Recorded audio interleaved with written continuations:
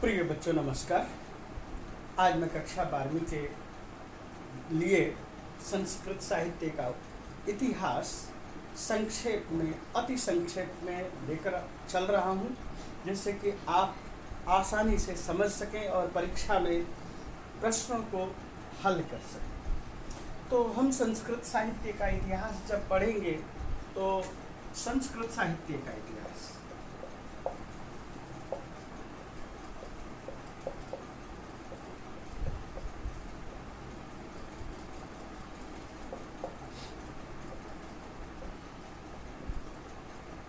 इसके अनेक लेखक हैं।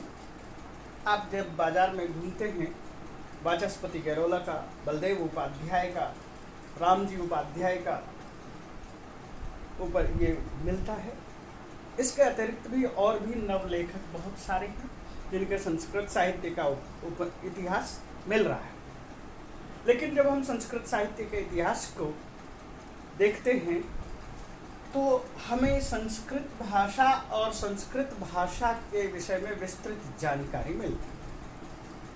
तो जानकारी कहाँ से शुरू होती है, हम उस चीज़ को संक्षेप में और अति संक्षेप में आपके सामने रखते हैं। तो सबसे पहले मैंने यहाँ पर लिखा है संस्कृतम नाम दैवी वाक्। इसका तात्पर्य यह है, संस्कृत जो है एक दैवी वाक् है, यानी वाक का मतलब वाणी है, दैवी का मतलब विधाता की है, और नाम का मतलब नाम। संस्कृत जो है विधाता की वाणी है, इस तरह से प्रचलित है। इसी को सुरवाणी, गिरवाणी, देववाणी और भी बहुत सारे नाम बोलते हैं।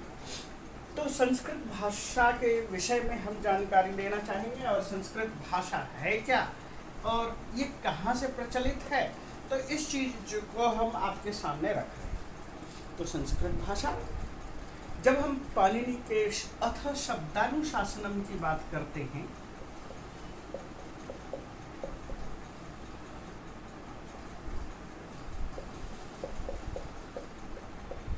तो वहाँ ये कहा जाता है शब्दों का अनुशासन। आप शब्दों की बात कर रहे हैं, किन शब्दों की? तो वहाँ बात आती है लौकिक शब्द की और वैदिक शब्द की। वैदिक शब्द तात्पर्य है वेद में प्रयुक्त शब्द, और लौकिक से तात्पर्य है लोक में प्रचलित शब्द। तो हम वैदिक और लौकिक दोनों की ही यहाँ चर्चा करेंगे। तो शुरू करते हैं हम वैदिक से। तो वैदिक शब्द की जब चर्चा हम शुरू कर रहे हैं तो हम कहाँ से चलें? तो सबसे पहले हमारा जो है अति प्राचीन धारणा है, विचार है, वो यही है कि संस्कृतम नाम दैवी वाक्। ये जो दैवी वाक् है, दैवी से तात्पर्य है ईश्वर द्वारा कहा गया।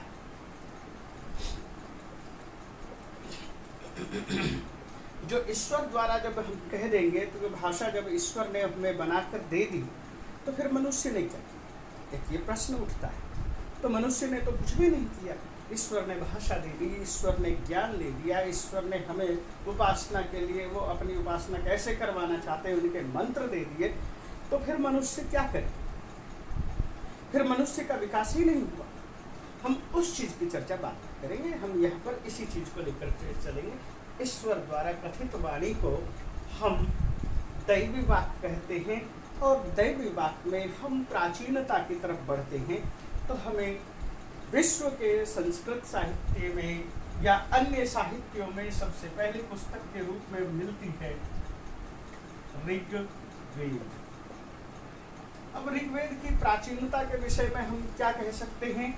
तो सबसे पहले दो नाम आता है, मैक्स मूलर, और एक नाम मैं लिख रहा हूँ बाल गंगाधर तिलक।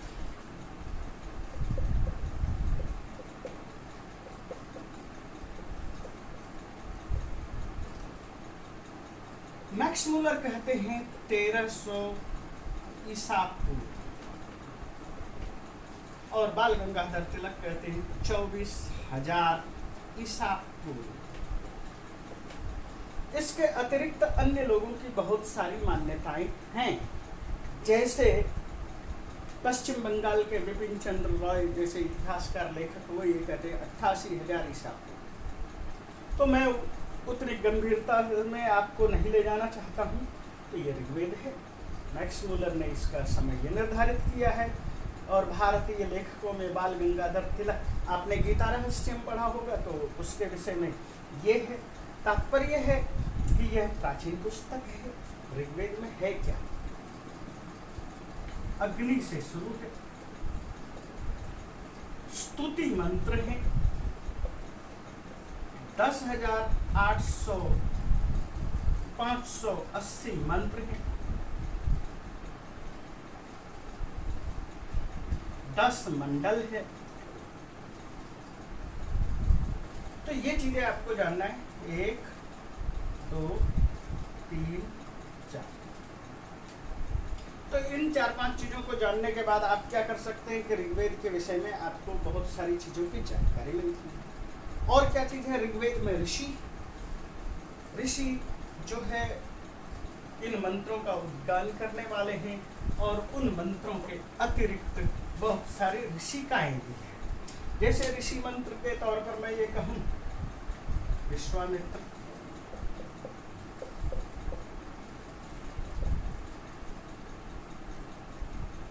आत्रेय,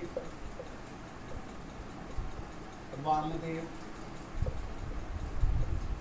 वशिष्ठ और इसी तरह की परंपरा में अनेक ऋषि। इसी तरह से जैसे कि पुरुष ऋषि हैं, इसी तरह से जो महिला ऋषि हैं उनको ऋषिका कहते हैं। वे हैं अपाला, घोषा, लोपामुद्रा,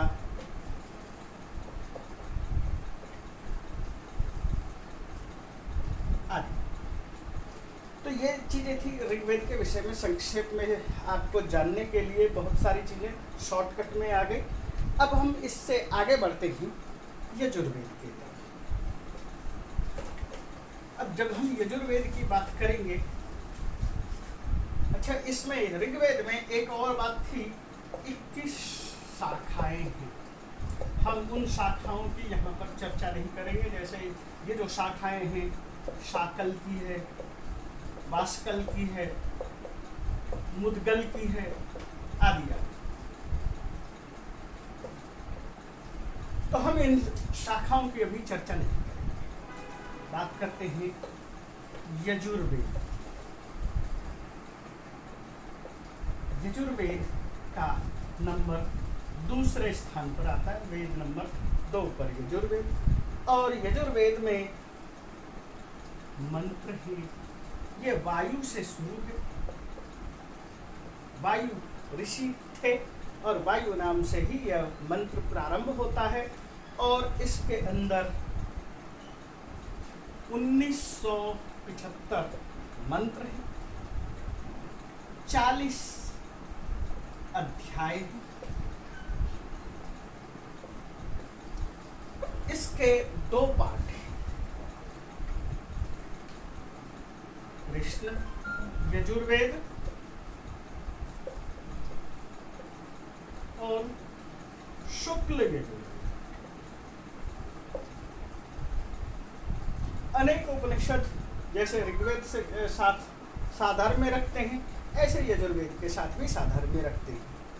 तो हम यहाँ पर ये नहीं बता रहे हैं कि इसका काल क्या था, क्योंकि जब ऋग्वेद का काल निर्धारित कर दिया गया है तो वेद 4 हैं, तो उसी हिसाब से, उसी क्रम से आप इसको भी ले सकते हैं। और इसके अंदर जो मंत्र का जो भाग है वह गद्यात्मक है। मंत्र गद्यात्मक। तो अब मैं इससे आगे बढ़ता हूँ।